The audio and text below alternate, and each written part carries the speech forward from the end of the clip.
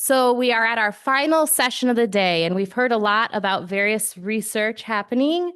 And now we're going to talk about research in practice. So we have some practitioners up in this panel. We don't have a ton of time, so we're actually going to let them introduce themselves during their first question. And we're going to just start by going down the row. And what I want to hear from you all is about your organization and your role. And then if you could share an example of how you have put science into practice in what you do. So we'll start with you. Hello, everybody. My name is Claudine Reynolds. I'm the Director of Wildlife and Environmental Policy for Port Blakely. At Port Blakely, we're a pretty small team and we wear a whole lot of hats. And so I get to work with the wildlife team and the education team and also work on our policy program, amongst many other things. But Port Blakely is a family-owned forest land company. They own properties in Washington and Oregon and also New Zealand. Their properties here in the States is approximately 160,000 acres. They are a sixth-generation family-owned company that started in 1864, and the company really has deep stewardship values. And one of the goals of our management is to make the family proud in the way that we run the business and manage their resources. And so we're very fortunate for our company, our size, to be able to have that type of support and backup from the family and to allow us to do things a little bit differently. And so one of the ways I've been able to apply science in the work that we do at Port Blakely is they have multiple federal level habitat conservation plans. And their first one was signed in 1996. It's in Washington. Altogether, our conservation plans cover about 55% of our land base. And we're currently working on an additional plan in Washington, which will bring our ownership up to 72% of our land base being covered under these types of plans.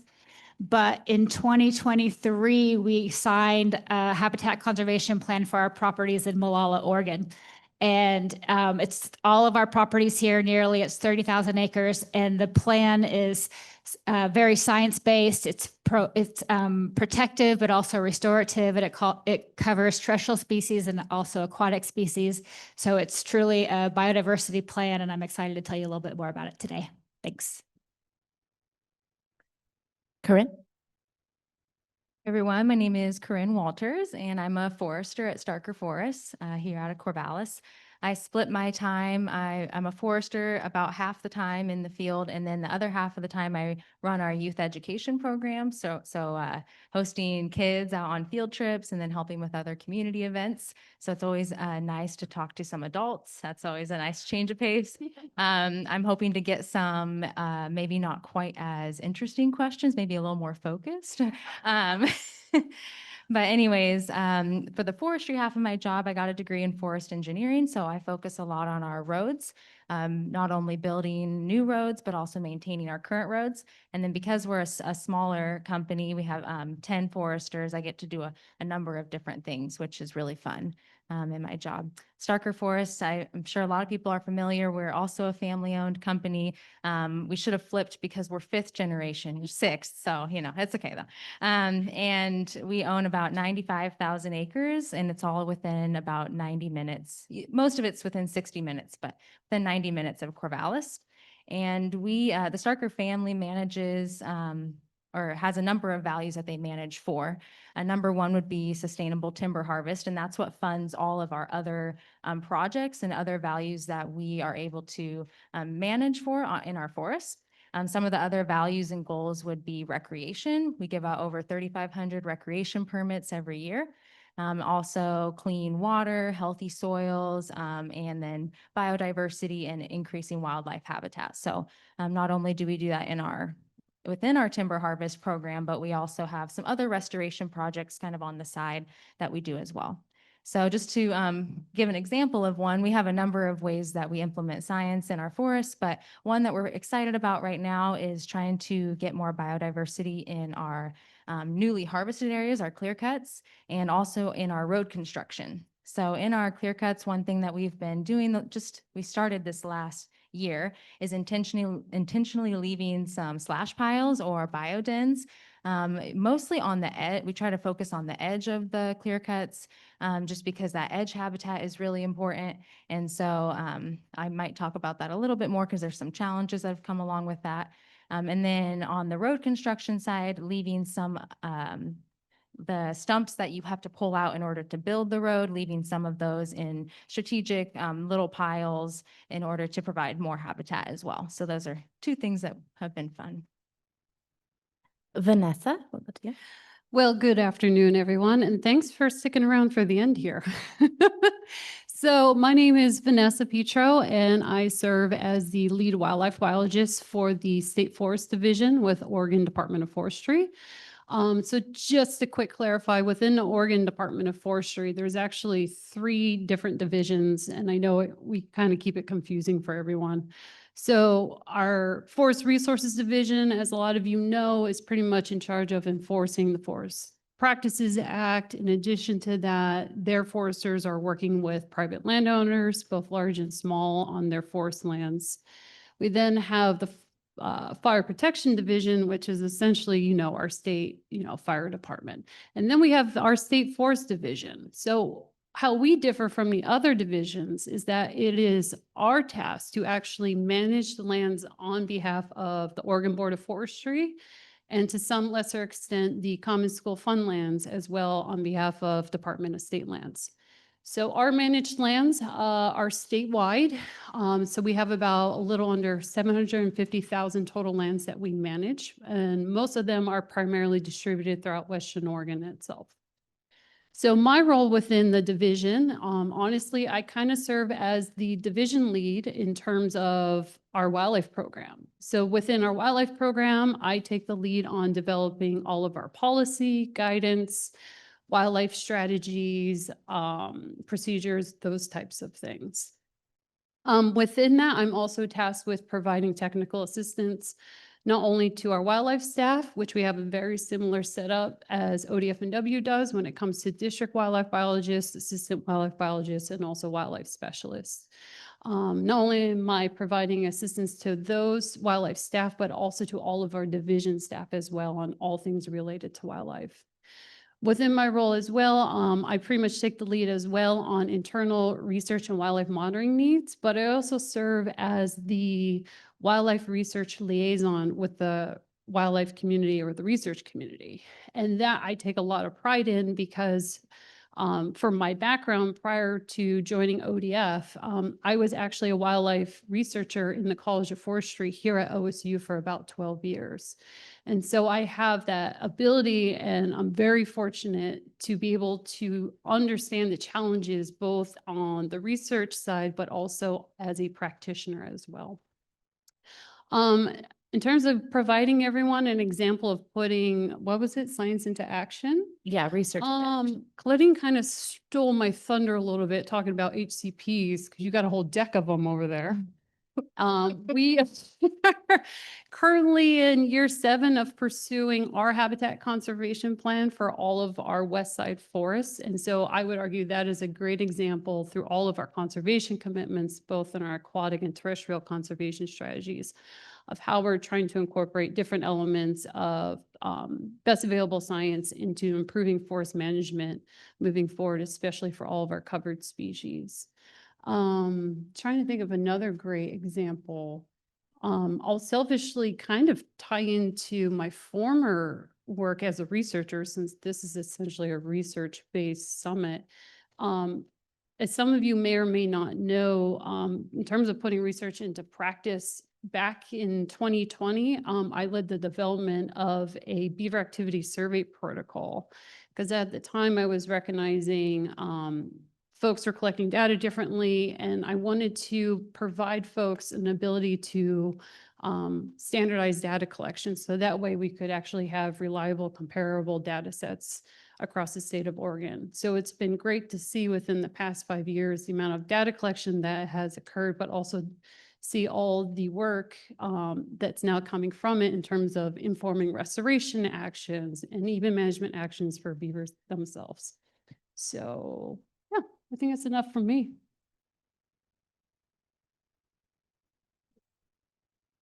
Thank you all for having me here today. My name is Marie Vicksta. I'm the wildlife biologist for the Confederated Tribes of Grand Ronde. So the Confederated Tribes of Grand Ronde are located principally in Grand Ronde, Oregon, which is outside of the Willamina Sheridan area on the 18 on the way going out to the coast.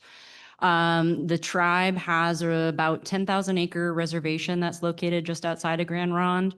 And we have a natural resources department that has several teams, a timber team, fish and wildlife team, which I'm on, our silviculture team, which also is involved in our fire program, and then a recreation program.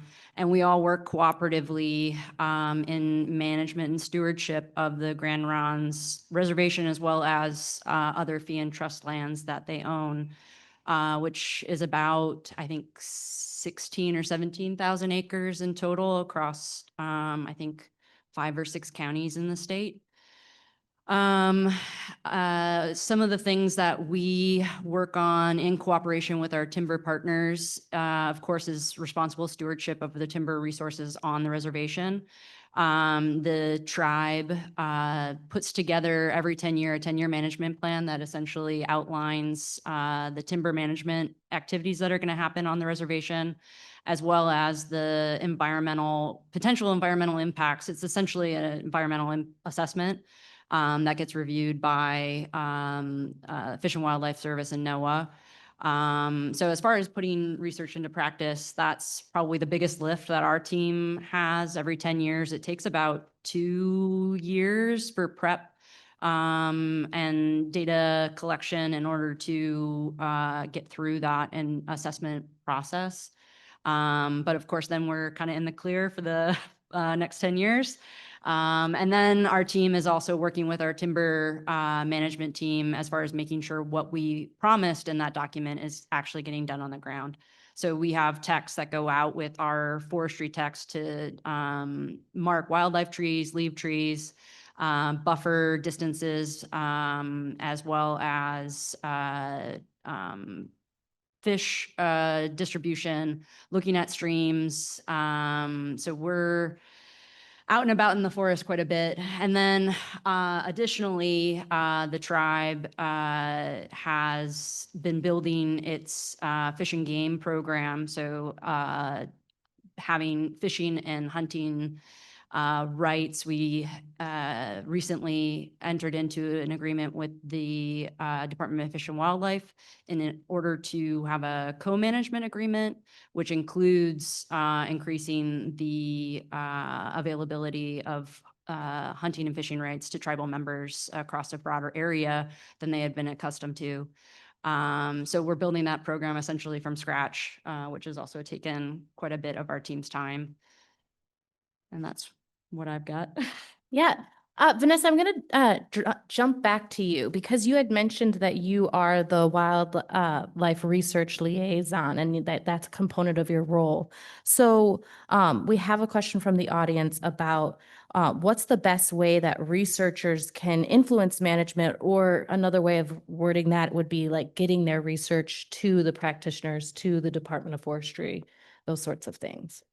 Oh, absolutely. That's a great question. Kind of my response will tie into, admittedly, some of what we heard from the first panel today, particularly from what Jake and Darren had mentioned, and that is just reaching out and establishing that line of communication. I know it's easy in the research community, when you think about dissemination of information, it's usually scientific conferences, the workshops like these. I would argue in the case of like our agency and even other organizations, it's reaching out and having that additional level of engagement.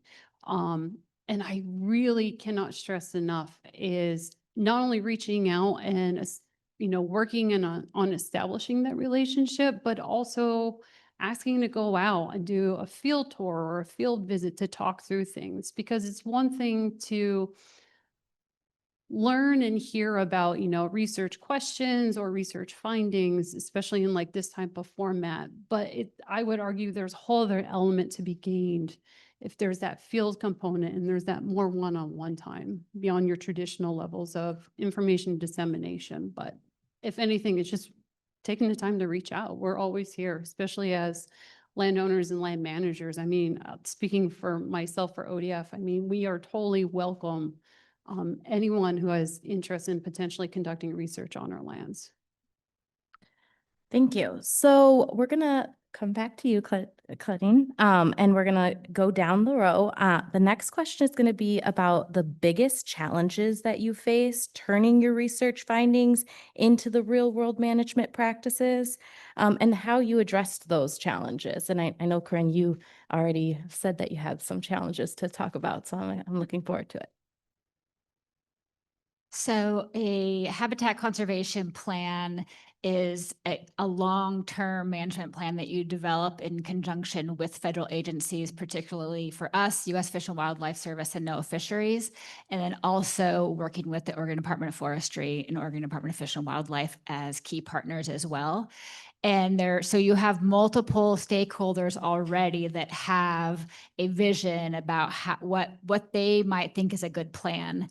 And then as a forestry landowner whose goal is also to extract timber in order to go to sell into markets, we're trying to figure out how to integrate all these other co-benefits and values at the same time. And so these plans are really an opportunity to do that. And we think that research is really good at telling us the parameters about a range of habitat conditions that are beneficial to specific species. And so we know that snags are important for birds and bats, and we know that large wood is important for bears and fisher. And, we know these certain specific habitat associations, but we don't always know how much is needed, where it's needed on the landscape, what species of snags are best, what decay class, how tall do they need to be, kind of the specifics that as a landowner trying to figure out how to implement these measures, those are decisions that we have to make. And so one of the ways that we address that, our plan in Oregon has 20 covered species. So there was quite a range of habitat conditions that we were trying to meet the needs for across the landscape. And so that's how we ended up saying, diversity is key to diversity. So that takes us back to college, right? When we learned this very basic ecological principle. And if we have a little bit of everything across the landscape, then we're providing something at least for everything that needs it when it needs it along the way. And we know that the younger forests and the older forests, the proximity of these habitats to each other are really important. So we have some limitations on the sizes of our management activities. And so we just tried to incorporate as much as we could to come up with a plan that was implementable by our team. And that was another critical piece. This could not be conceptual or theoretical. This had to be something that could actually be taken to action. So that was one of the ways that we addressed that challenge of what are the specific things that were needed for these species. I like that. Thank you. Diversity is the key to diversity. Corrine? Yep, we're gonna keep on going now.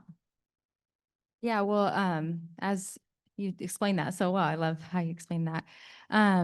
We have Starker Forest has a long history of not only hosting research on our land, but being involved with research at OSU. TJ Starker, who started Starker Forest almost 90 years ago, was a professor here. And so research is really important to the company. And we are involved in a lot of different ways, not only through different research co-ops, and then, like I said, hosting different research projects on our land, but also trying to implement some of the findings that people who aren't even involved with Starker forests are finding can be beneficial to wildlife. And so some of the challenges that we have revolve a lot around communication within our staff about implementing these projects. As we begin a timber harvest or any sort of project, almost all of our foresters are going to touch that project at one time or another. We all have a kind of a different piece of the puzzle as we work through that project. And so making sure that we're communicating what needs to happen for that additional habitat pile or the snags that are going to be left, make sure, or the pollinator plot that we're putting in, making sure that's being communicated all the way down the line is important and can have issues. It's like the game of telephone sometimes. sometimes. So communication, and then also communication between us and the contractor that's doing the work, that can be a challenge sometimes. And we work with Fran at Cafretta to help us with a lot of these issues. One of them was creating a spec card for our contractors on how to build these habitat piles that I was talking about.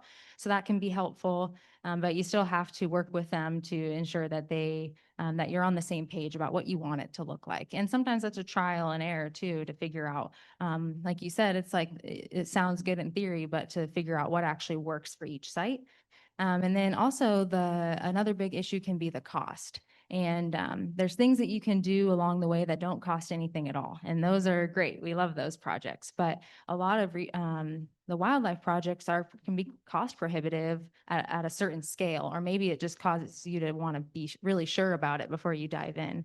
And so that can require more analysis about how big of a bite we want to take into that project. And I think, yeah, the cost is the one I was going to end on there. So for my example, I could honestly say for us in State Forest, very similar challenges to what Claudine and you had just mentioned. To kind of take it a step further and broaden it, especially because admittedly our one speaker today on the federal side wasn't able to attend. But I feel so compelled to bring up this topic because it is a challenge for us, and that is the topic of barred owl management. So for us, so first things first, within our habitat conservation plan, we, as our division, is committed to implementing barred owl removals as part of one of our conservation strategies for supporting spotted owl populations within our permit area here in Western Oregon. And so it's trying to answer the why question for a lot of folks who are trying to understand, well, why are you guys committing to this type of strategy within your habitat conservation plan? And it's not only trying to bring people along who are not only internal with our agency, but also congressional representation, also the general public.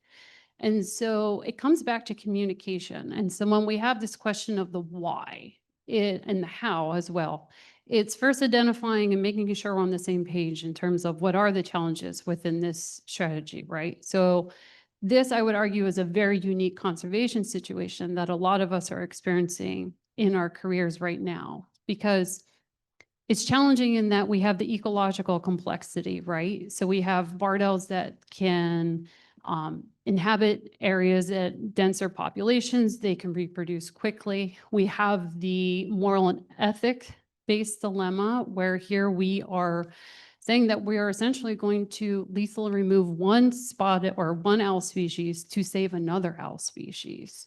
There's also acknowledging that there's going to be logistical constraints, because to increase impact, we're going to have to coordinate with other landowners and land managers who are also implementing this strategy. There's the financial constraints that we got to talk about, right? Because we know it's going to come with some price tag, right? Some level of investment to achieve some level of impact. And then within that, it's also recognizing to have long-term impact, we're also going to have to sustain effort to some extent.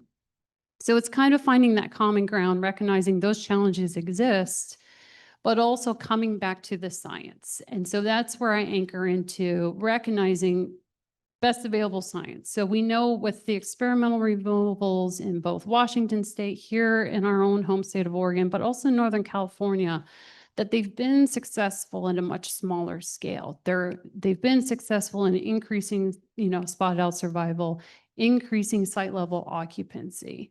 And even within that research, we also found too, through the diet exercise, or assessment of stomach content, of removed barred owls, that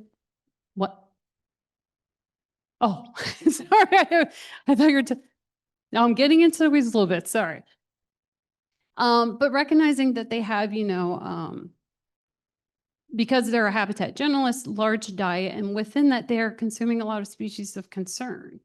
And so recognizing those impacts, and again, it's just trying to find that common ground with folks and bring them along and explain, for us, I know a lot of people get upset and they're like, well, the cost associated with this is huge. And I agree, it will be costly, but we're at a unique time where we have this rare proactive ability to help implement recovery for this species. Because we know now with enough data, both in research and monitoring, that habitat protections alone are not sufficient anymore. So we know we need to take another step.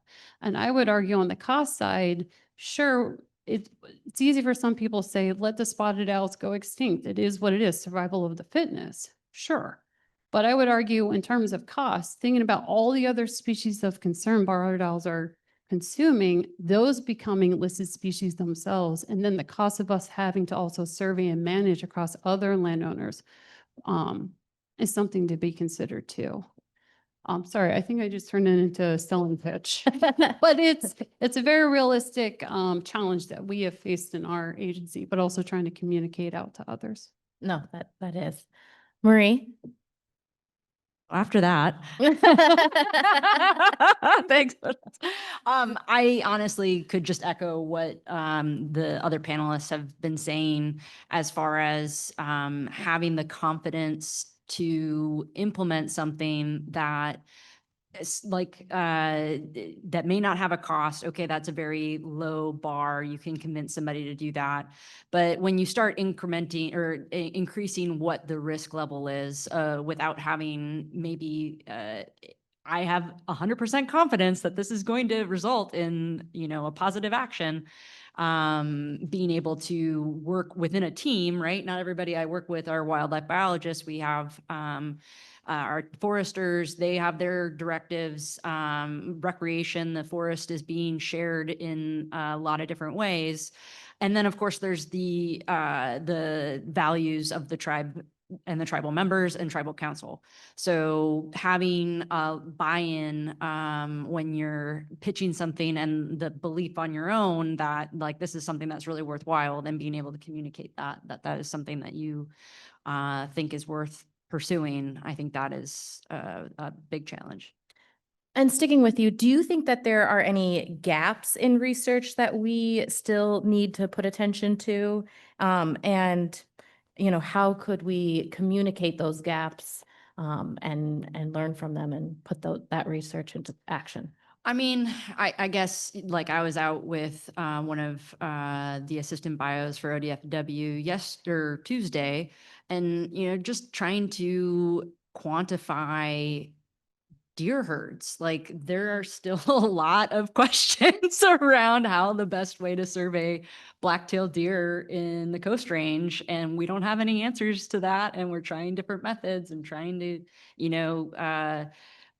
improve both methods and confidence in what the data that we're getting back. But it kind of independently, we were both looking at camera traps as an alternative. And sort of we'll see. But I mean, that just is an example of something that is a super common species. Everybody encounters black-tailed deer. But as far as enumerating and having like a lot of confidence in the numbers, sometimes it's, looking at trends yeah, I'll leave it at that. And how would be the best way researchers could get their research to the tribes? I mean, obviously things like this being invited, and we're myself trying to be better at attending things that can disseminate information to us. But I mean, there's a lot of partners that come to us all the time that sometimes it's our own capacity that limits our participation. Like we can't participate in everything that comes our way. So we have to be a bit picky as far as what our priorities are. And a lot of that focus has been on fire and returning fire to the landscape and building the capacity of the tribe in order to implement that in-house and be able to do that not on just like a controlled burn on an open prairie, but also underburning and things in forest management. So yeah, thank you. Claudine, can you speak on research gaps and communication gaps as well? Yes, and I just also have to throw in that OFRI's amazing at this, right? Like they take scientific findings and turn it into digestible information that landowners can take and figure out how to apply. And I would say that's also really critical to communicate to the public and also into the policy space, because we are very committed in this state to having science-based forest policy. And so taking those scientific findings and figuring out how to make sure they're at the table in policy discussions is super important. So continuing to bridge over into that space, I think it's important for all of us to continue to have opportunities like this. But in terms of gaps, I think that bringing results to landowners in ways that is very specific on what needs to be done would help us get to the implementation phase faster. I think I've heard everyone here kind of say it like we're really busy. We have a lot of priorities. Bring us something we can say yes to. Help us solve a problem that we have. Help us be able to implement your research in a way that is cost effective and helps us solve other problems that we have. And I know that's challenging from every single person's and organization's perspective, but figuring out how to work together for meaningful solutions, I think, is really critical to this. So being able to expand to have broader scale, knowing what's actually working. So that's long-term monitoring, and that's hard. Long-term data sets are really special. We heard about a lot of them today. And Kazi, OSU doing amazing research. So happy to have that research as we're figuring out how to apply that to landscape level challenges that we have in terms of just continuing to recognize the value that forestry offers in the conservation space and continuing to utilize all that data to also support our organizations and our businesses to make good stewardship decisions while trying to match our commitment to continue to provide the greenest material that there is on the planet, which is trees. So lots of opportunities there. We've come a long ways, and it's a really exciting time. I really loved hearing the first panel talk about we're doing less on single species research and we're doing more about community research and ecological associations, because that's the kind of stuff that when you're managing a landscape, you're looking at how to bring the win-win of all of that together. So really appreciative of the efforts of the research side of things and the policy side of things to get to where we are. I'm very excited for the next generation to be able to take all this and run with it. Thanks. Corrine, I have a question. How could researchers work with private companies like yourself to get their research into action? Yeah, that's it's a good question. I think it's a hard one. Like everyone has said, we have our priorities and the research we're already involved in, so that can make it challenging. Yeah, I don't know. I guess just we're available. We're here locally next to, we're really involved and here close to OSU. And so that makes that relationship a little bit easier between OSU and Starker, specifically for private landowners. Yeah, I don't know. It's a hard one. I don't know that I have a lot of good answers on that. I think more things like this are helpful. Mhm. And obviously your Starker lecture series where you bring Yeah. people out and The can more talk people about it. can get like in a room together to talk about things that they're already working on and things that are important to the different organizations. Those are all good events to go to. So we have one question from the audience that I'm going to pose, and I'll let whoever is interested in answering it answer it. Financial bonuses sometimes reward production and get results at lower costs. Are there any bonus structures in place for managers to incentivize wildlife work? That one was a tough one, so I wanted to let you all decide which one would want to be interested in. Oh, Marie. Wouldn't necessarily, well, first of all, the way that the tribe approaches management of its timber resources is, I think, very unique. And there is a commitment from the tribal membership as well as tribal council that they chose from the top that they were going to make management decisions that would affect their bottom line in a way that was not production oriented. So that is something that I'm incredibly proud to work for, a tribe that has that sort of stewardship in mind. They are focused on their healthy fish in the stream, and healthy populations of deer and elk out on the landscape that they can have 7 generations from now. And this doesn't exactly answer the question, but I wanted to add that we've been thinking a lot about the new rules that were enacted 2 years ago at the beginning of 2024 for private forests. And one thing that we are looking forward to seeing how it pans out is the adaptive management program that was in that agreement. And so what that will be, what it's proposed to be is a transparent way of testing the rules scientifically and then hopefully changing those if they need to be. And so that's one thing that we're looking forward to as managers. We want our rules to be science-based and based on the best available science. So we're looking forward to that. So we got another question. So if you have more to add on the first one. But actually, Vanessa, this is going to go to you because you used to work in research. So how do researchers learn about the priorities and objectives of land managers? So kind of a reversal of getting research, to practitioners. How do you do that? How do land managers get their priorities to researchers? Oh, how we get our priorities to researchers. Again, it kind of comes back to establishing that line of communication.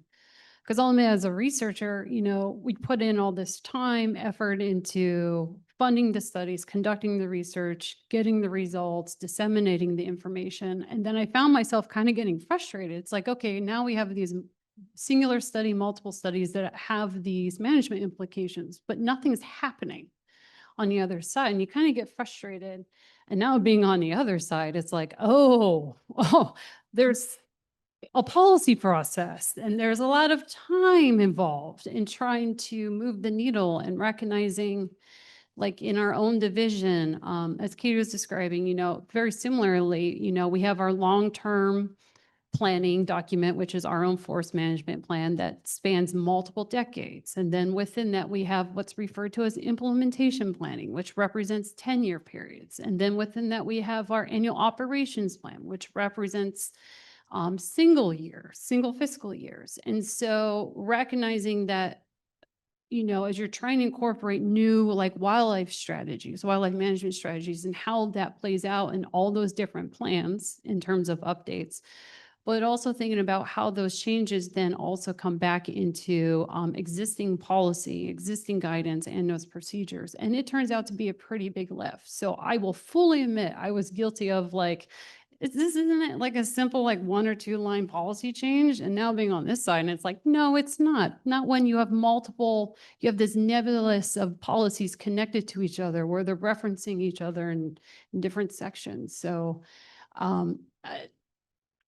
yeah, change is hard and time consuming, but again, it comes back to establishing that line of communication and getting the ball rolling. So recognizing there's a big time commitment, but getting the conversation started so that way we can move forward and achieve that, whatever the management interest is. Does anyone else have anything to add?